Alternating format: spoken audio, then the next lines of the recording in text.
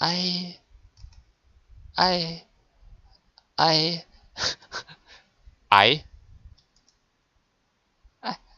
I've got to go do something. What?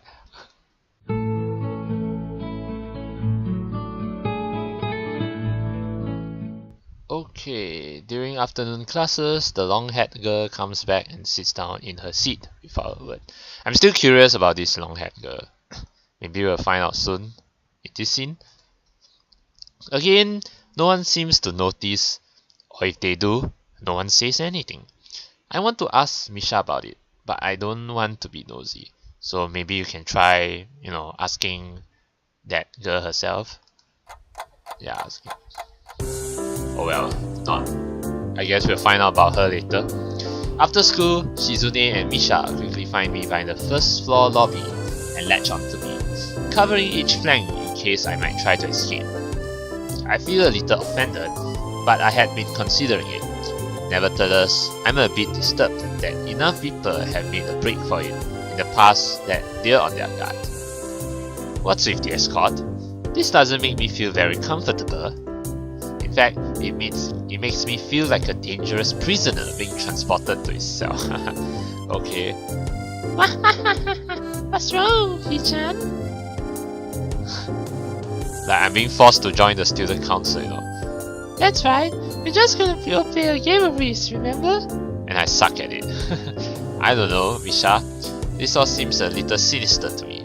I start thinking that when we sit down to play the game, they'll tie me down and torture me until I agree to join the student council. Well, that's highly unlikely, but still, for some reason, it just seems like it would be so plausible. Getting to the student council room is as simple as turning 2 corners from where we started.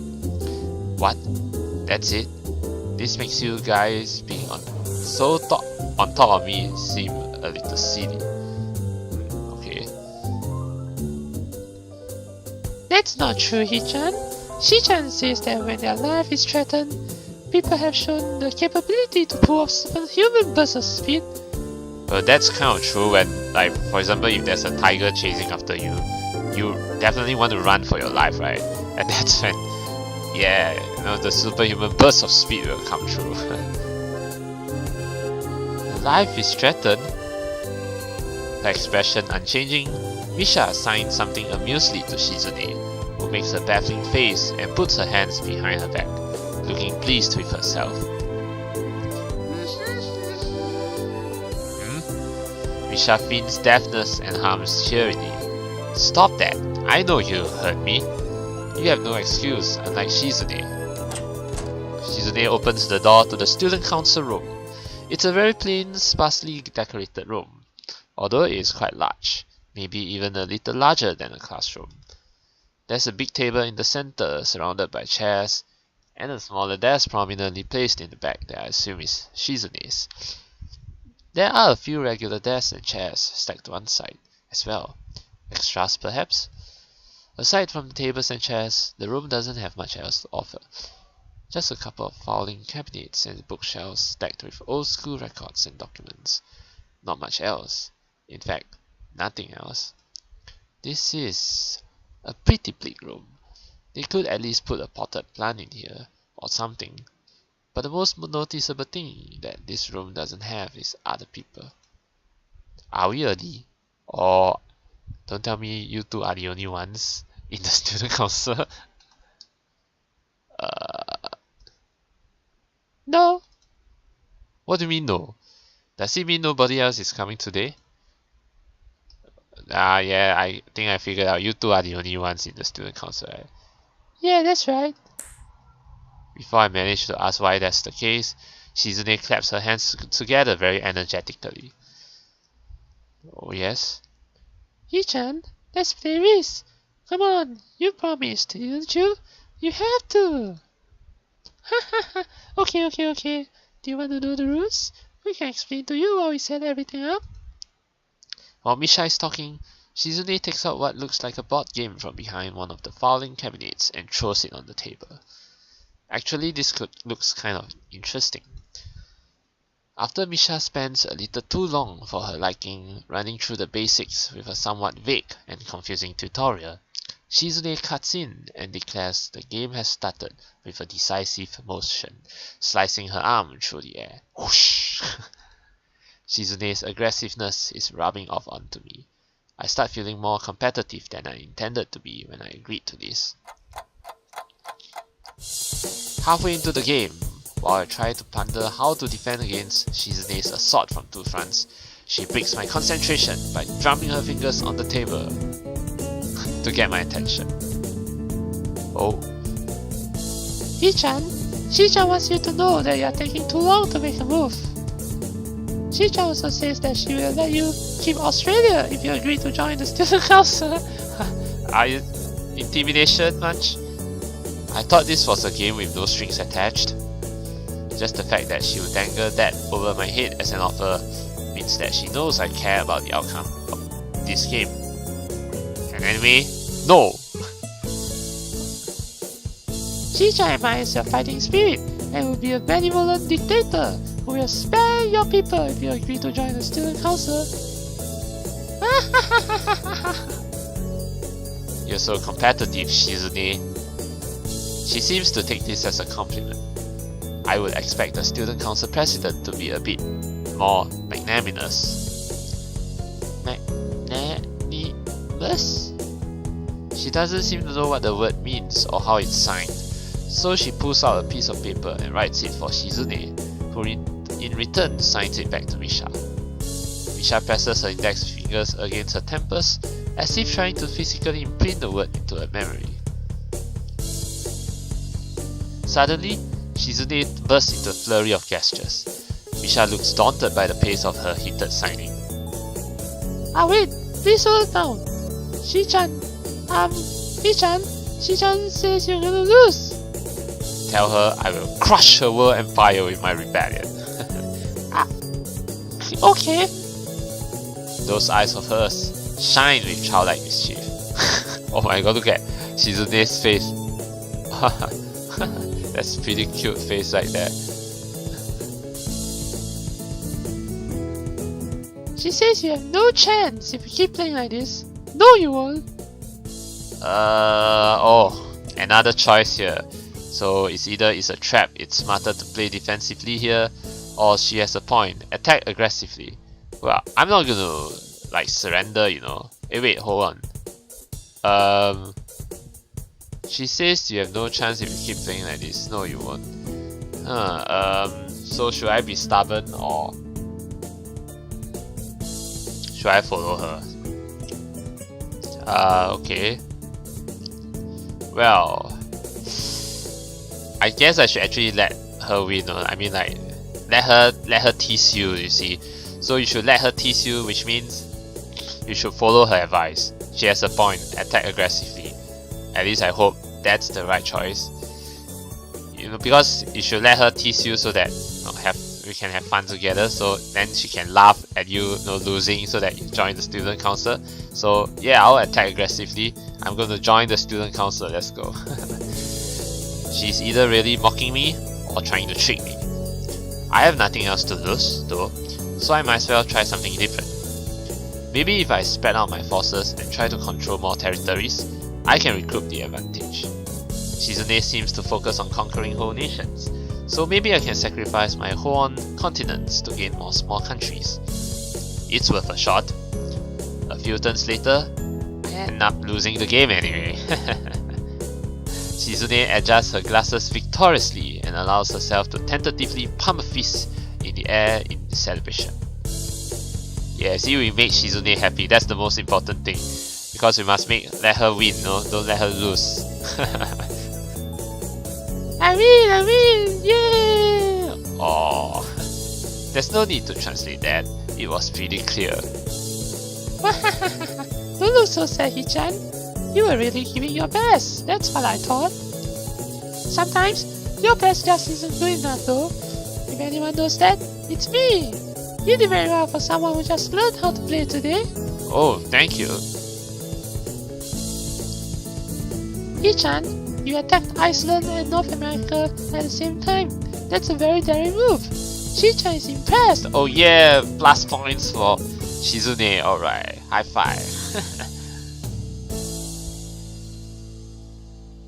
The mark of great people is that they are daring, and that they can follow through.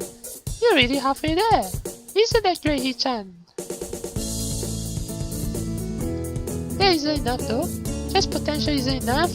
There is no point to potential if you don't take the first step, and there is no point to that if you don't keep going. I want to see more.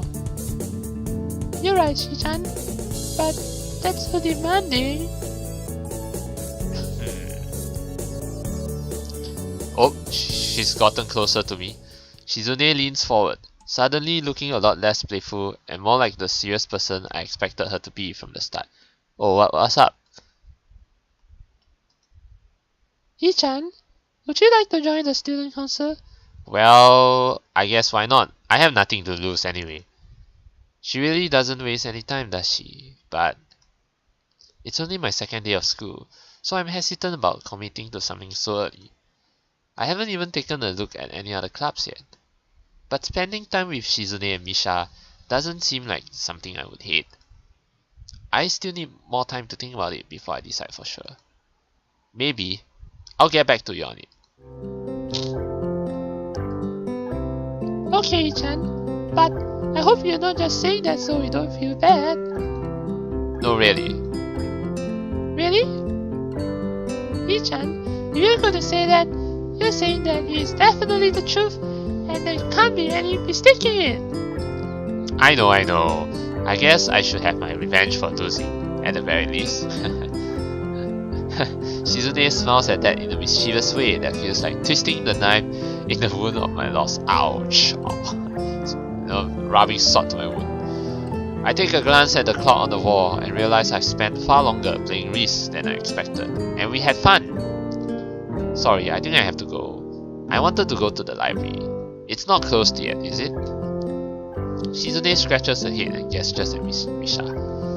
How hard can it be to determine whether the library is open? There's a clock right there on the wall. It should be, unless the librarian is absent. I think you're right, Shichan. We think the library is open. It's on the second floor. Can't miss it. Do you want us to show you where it is? No thanks, it's okay. See you tomorrow. Bye bye. Alright, and maybe we'll meet the next girl there. One flight of stairs up, and I run into problems. Problems? The second floor hallway is a carbon copy of the third floor one. Wide of course, and plain, like only hallways can be. Hey wait, this is another portrait. Actually this hallway looks kind of similar to the second floor hallway, except that this one is the portrait of, I don't know, a child. The problem is that the library's whereabouts are not as easily determined as one would think. The classrooms are marked with signs stating which class they belong to, but then there is a plethora of other unmarked rooms. Is the library one of them? Or is it just somewhere down the hallway? I bet on the latter and choose my direction at random. After I turn around the corner, an unmarked door draws my attention because it's not closed. It's not open either though, just barely ajar so that I can see it's open and nothing else. It would make sense for the library door to be invitingly open, and while this one is not quite that, it's good enough. At the very least, it means that someone is inside, and I can ask for directions no matter how embarrassing that is. I gingerly push on the center of the door with my fingertips, every muscle in my arm ready to pull back at a moment's notice. The feeling of being an outsider to this school can't be shaken from my mind, so much so that I instinctively fear doing something wrong by entering. The door slowly creaks, as if groaning from a deep sleep, though it's much easier to open than I had anticipated. Actually, why don't you just knock? Why don't you just knock first before actually, confirming that you can go in? Leaning over and poking my head even further inside to gain sight of the room as fast as possible, the meek "hello" on my cheek, or rather on my lips, is quickly snatched away. Oh, what's going on? Ah, So we have another girl right here. I wonder what she's doing. This is not as I was expecting.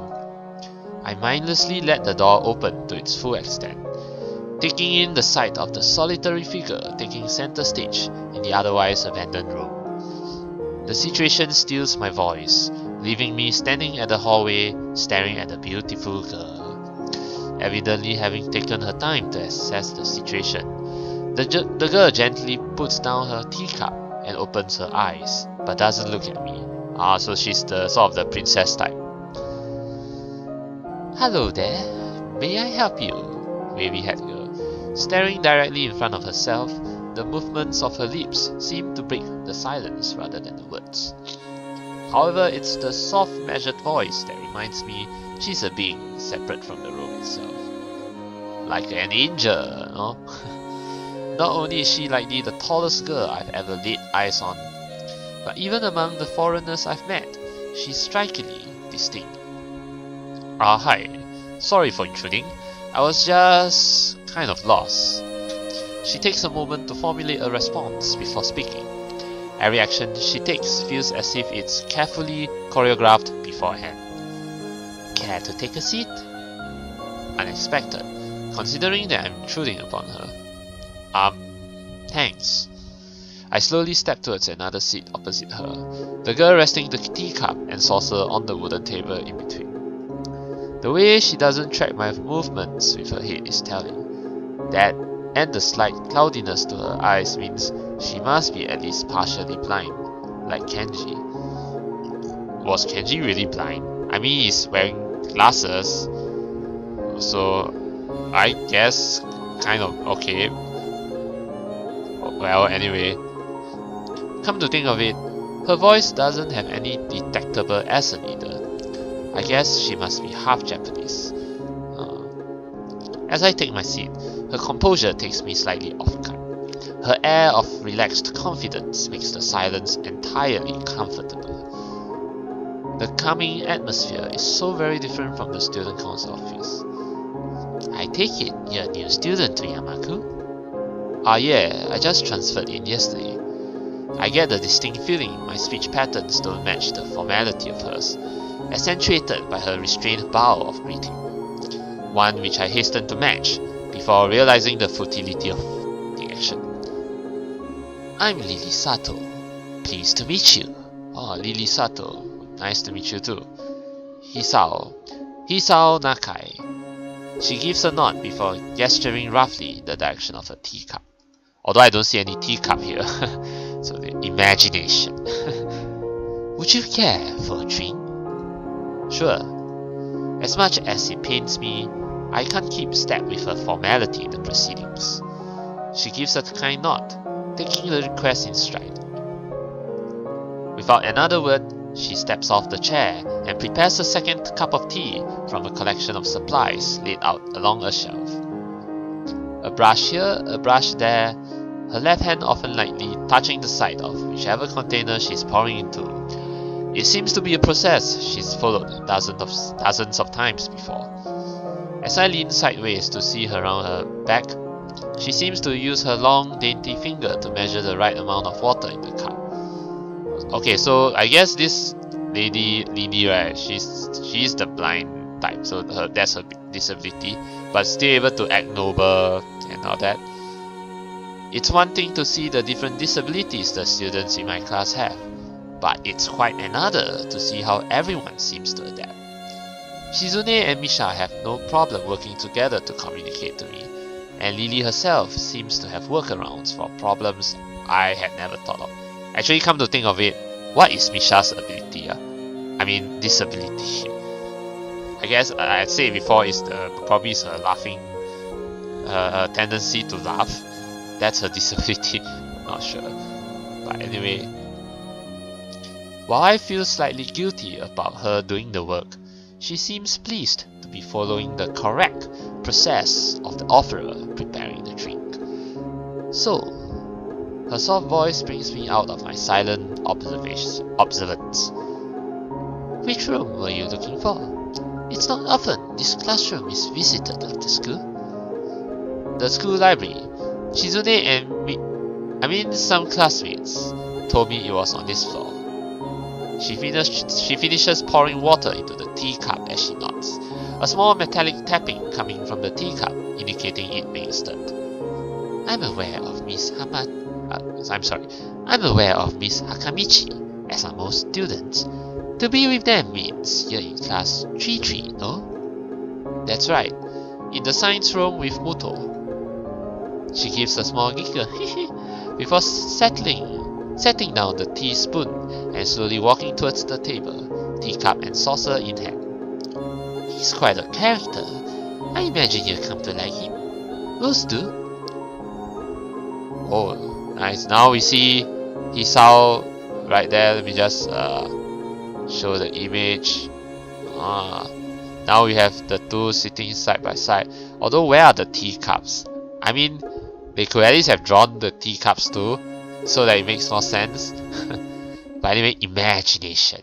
And then I see the window. This is an abandoned room, right? So I can see that the window, there's a bit of crack in the window or something like that.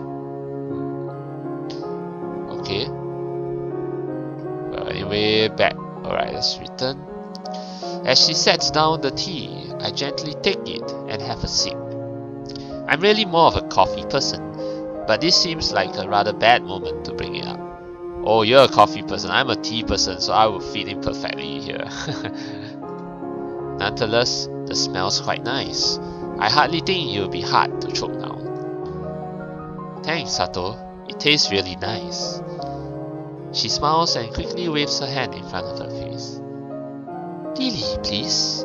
There's no need to be too formal. She says that in spite of her exceedingly well-bred speech. Oh well. I guess I should try and ask her about herself, as it really does seem as if she's catering to me. So which class are you from? I imagine it's one of the third year classes? Correct. I'm in class 3-2, which is on the third floor, same as yours. It's taught by Miyagi, and is specifically for both blind and partially blind students. Oh, I see. Then does that mean Kenji is in the same class as Lily? Yes. Actually, I think because this is a romance visual novel, so eventually you have to choose one of these heroines. So it'd be interesting to see how the romance is going to go about with one of these heroines. And I still don't know which heroine I'm going to choose, but I'm going to go with the flow and then see how it goes. So yeah, I see. Sorry. I feel like slapping myself for the false pass. Looking at her face though, she doesn't seem in the least bit put off by it. My, there's no need to change your speech on my account. Sure. Sorry, I guess I'm really showing my newness here. You're sweating. Newbie? An environment like this would be a big change, so I can't fault you for it. While the same can be said for everyone. Many have come to terms with their conditions. A category which would include her, it seems. All too ready to jump ship from this particular topic, I segue into another. Actually, also, now that I think about it, the story so far also uses quite a lot of complicated words that I'm not familiar with. No? Yeah, things like the homothermia and what is segue. So yes, that means I need to brush up my English. Do you come here to drink tea often? It's a really nice place. Thinking on it, this might be her version of the place behind my school that I'd like to have lunch at. I come here fairly often during lunchtimes. My duties as class representative don't leave enough time for an official club, so a friend and I use this room for having tea. Oh, you have a friend? Class representative, huh? Compared to Shizune, her mannerisms seem to be almost completely opposite. While Shizune is blunt and fiercely driven, Lily seems relaxed and calm, almost aloof. Come to think of it, she might be useful for a less biased view of the school's clubs. What kinds of clubs are there to join? The more popular ones are the track and field club, which uses the field near the school during lunchtimes, the baseball club, and the book club in a room near the library. There are also numerous small ones too though, such as the art and music clubs. At a time when I'm just wanting to get on my feet, rushing into a club right away seems slightly unappealing. I wonder if this school shares the same rule as my old one. Is it compulsory to join a club? It isn't, though it is encouraged. Ah, good. That's a relief. But still, you have to join something, Hisao. Otherwise, you won't be able to romance with the girls. I've really let down my guard around this girl to let such a thing slip out. Oh, you see, the fact seems to slightly amuse her. Not wanting my tea to get cold, I finally start drinking it as Lily does the same. Oh, and it's already evening, and we don't get to go to the library. We get to spend time with Lily instead. As I look over to the window over her shoulder, I notice the light coming into the room has a distinctly orange tint. Even here, time doesn't stand still. The time's gone quickly. Sorry? Oh yeah, right. She's blind. Of course, she can't see the sun setting. It just looks like the sun's starting to set. It seems to come as a surprise for her. I guess she must have lost track of the time. Sorry, Hisao. I didn't mean to keep you from the library for so long. Wait, is this the library? I guess you mean like I didn't mean to keep you here for so long. I quickly moved to allay her concern. No, it's okay. The library's still open, isn't it? She pauses and takes a moment to think on it.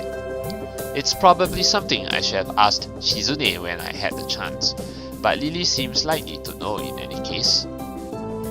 True, it's open until 6:30 during weekdays. A quick glance at my watch confirms I have well enough time to get there. I might get going in that case. It's been nice talking with you, Lily, and I'll be back soon. If I choose Lily, that is. She smiles and gives a deep nod, her hands still neatly folded on the table in front of her. It was my pleasure. Oh, come to think of it, shall I show you to where the library is? I couldn't possibly ask for more help. I should be able to find it alright. Well, unless my navigational skills fail me. Well, that kind of failed you the first time round, but at least it got you here. Which they seem to have a habit of doing. It's alright. I was going to be talking to the librarian in any case. I could introduce you. This gets better and better. It's pretty hard to deny her offer. If you're sure, then that would be great. Thanks. As she stands up to follow me, she takes hold of a straight, retractable cane that had been slipped in the handle of her bag on the floor. Okay, so she can at least open her eyes, but she's still blind. Okay. Not that. I mean, blind people can also open their eyes, right? Not saying they can't. Yeah, but anyway. Compared to the cane the boy in my class had, Lily's looks much thinner and longer. His must be for support, whereas Lily's is for navigation. Together we leave the peaceful room and enter the empty hallway on the way to the library. Side by side, my pace carefully slowed to match hers. We slowly walk through the hallway. It doesn't take long for us to arrive at the door to the warm-looking room, apparently situated in the center of the floor rather than either wing. Isao, you're the gentleman there. Ladies first. She gives an appreciative smile at the gesture, taking the lead as we file in. Oh, the library. To the left is the wooden library counter, with the library proper being on the right. It easily dwarfs my old school's library, with the distinct smell of old books, giving the place an almost old-world air. There don't seem to be a lot of students here. Considering the time, it isn't a big surprise. Everyone's probably either in the school grounds or the dorms. Yuko, are you here?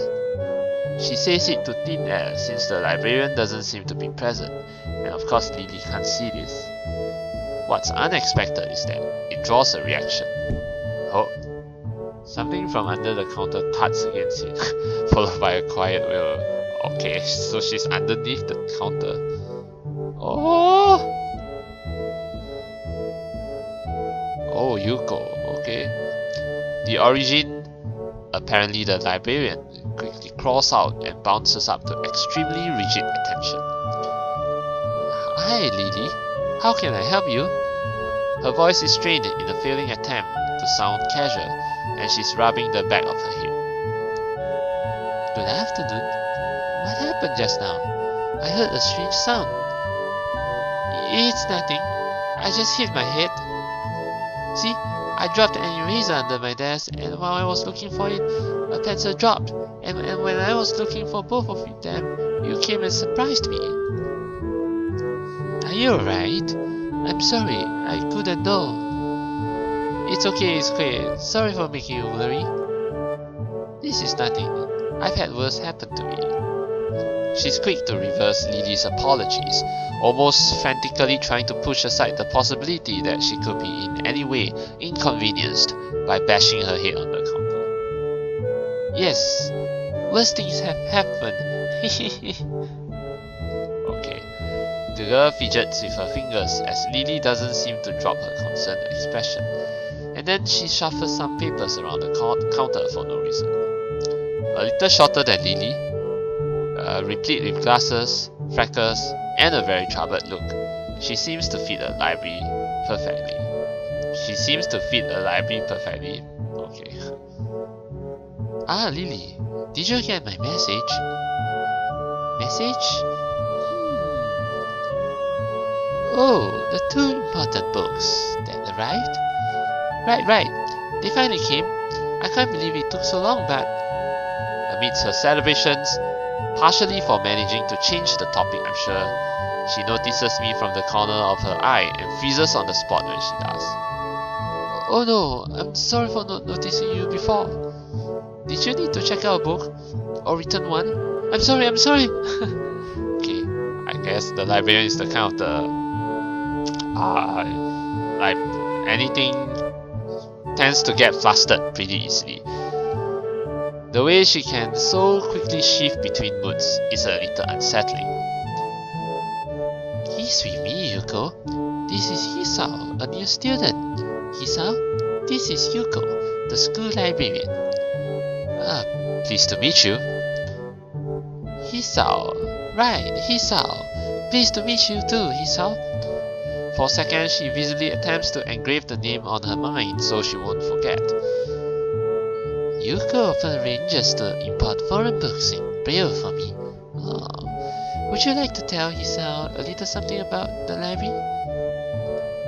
Lily's innocent suggestion is met with an expression of abject terror. What? You scared of men? Please, Lily, I can't. I don't know what you could be interested in. This is too much responsibility. Well, why don't you ask me then?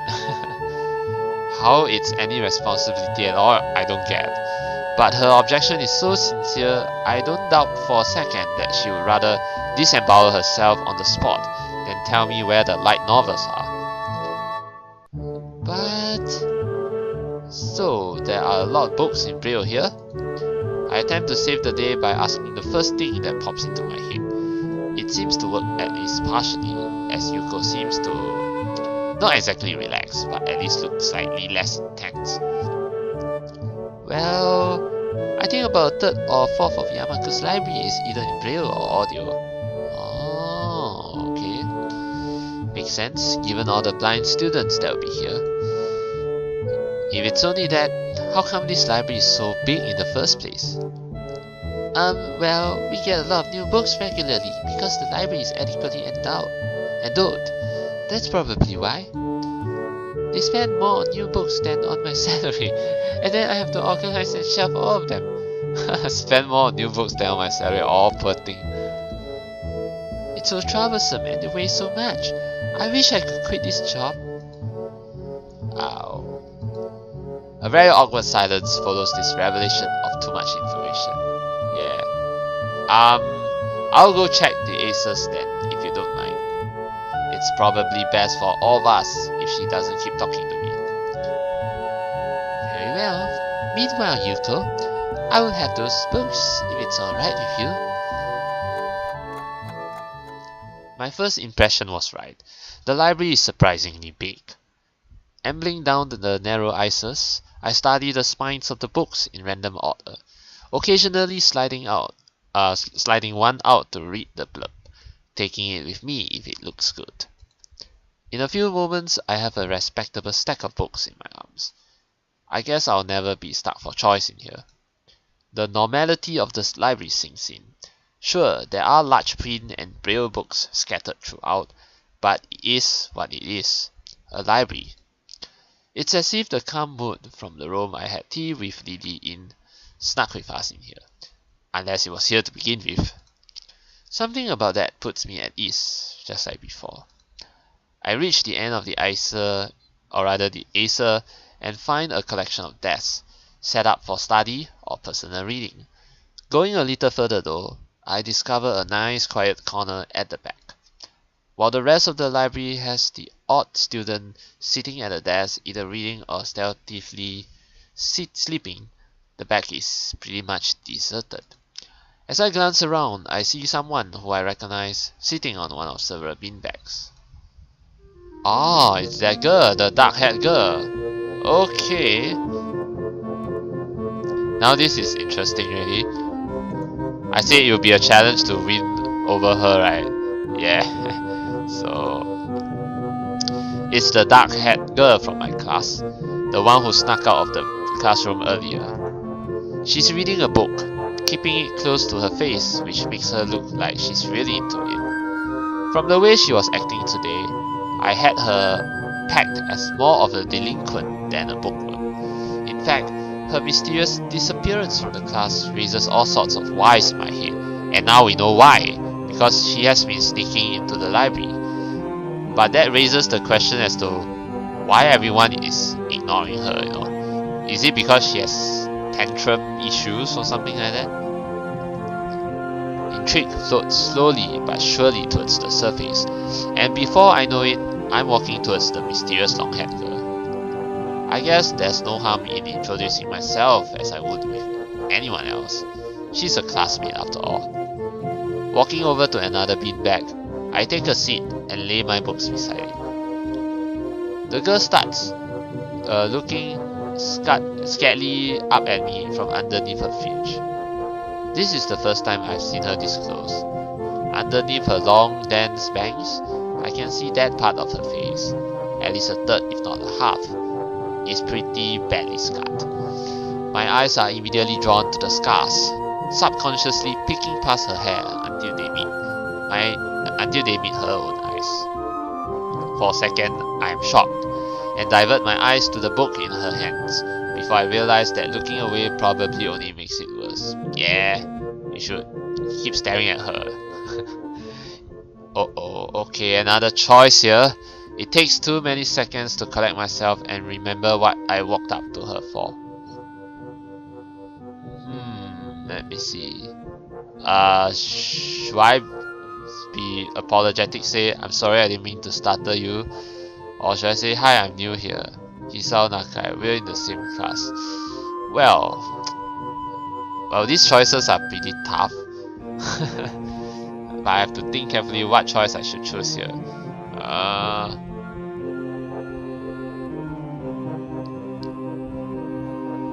Let me see.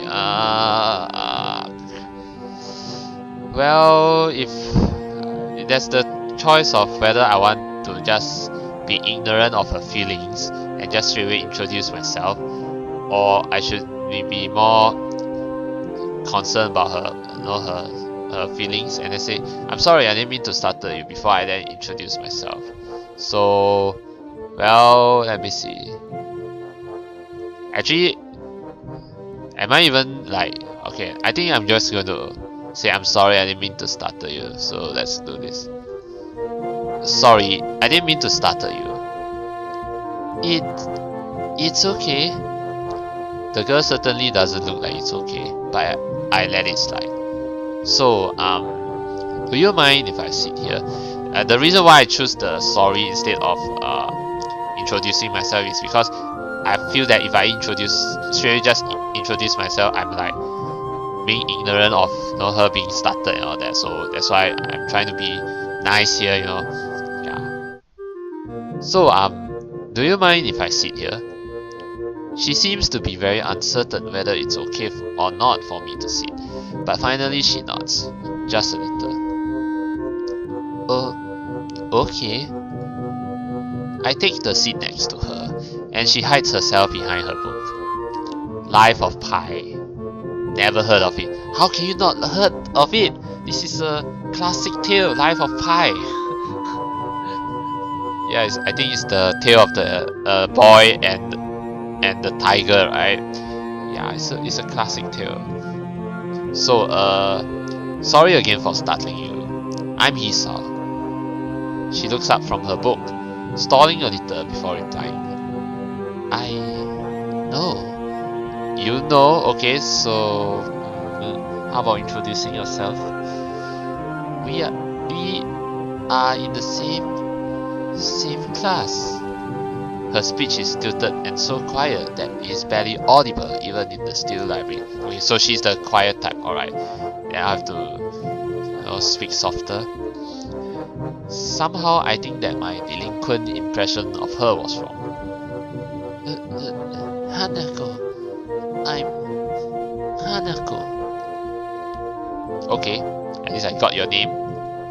I resist the urge to say that's a nice name just to have something to say, but really it's the only thing that I can think of. Well, I mean it's kind of awkward to say, right? Like say out of nowhere that it's a nice name, I feel like an idiot. Everyone here must be used to being different to each other, and here I'm being all bothered and fussed about that kind of thing. Don't let me interrupt your reading. I'll just check these books if you don't mind. She nods a little and sighs a little sigh of relief. So I try to read the covers and the introductions of the books I picked up, and she buries her face in her book. Uncomfortable silence consumes us. So like, how about we start the conversation like, what are you reading? Well, actually, I already saw that, right? Life of Pi. But anyway, my eyes still wander to her direction, and I sneak peeks at her flowing hair and the scars it's hiding. After a while, I realize that she's doing the same and only pretending to be immersed in Life of Pi. Her gaze is not inquisitive at all though. It darts around like a scared rabbit. When our gazes finally meet, the chain reaction is unstoppable. Chain reaction? Oh my god, what's going on? She stands up forcefully from the beanbag and takes a deep breath. I've